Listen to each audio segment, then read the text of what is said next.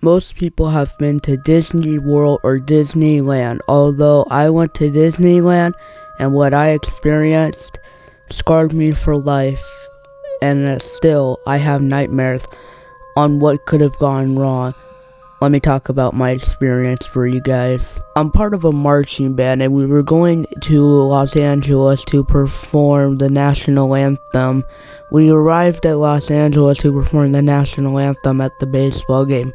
We had performed it and then we watched the game, and then pretty much this was spring break, so me and my family decided to stay at Los Angeles. We did everything in Los Angeles, traveled around the city, went to the pier, and then we were going to Disneyland. At first, we weren't going to Disneyland because it was too expensive, but then our grandma decided she would pay for it, so shout out to her. We went to Disneyland, and at first, we just rode the rides. We rode most of the rides until it was getting dark. Then, nothing really changed when it was dark. I decided I wanted a picture with Mickey, and then I accidentally walked in the wrong direction. I realized this and corrected my mistake, and I walked back to where Mickey Mouse was, but there wasn't a soul in sight. I didn't even see anyone. This was really creepy, but I decided there's gotta be someone here. And I should mention, this is before everything went to hell, before COVID-19 was a thing. So this happened in 2017. This was really weird, although I didn't question it and decided to go find Mickey Mouse. I found Mickey, although he was idle. So idle. There was a guy in the costume, but he was so idle. I didn't even know that it was humanly possible to be that idle in a Mickey costume. And then it turned its head and looked at me. Even though it was a costume, the eyes were extremely unsettling.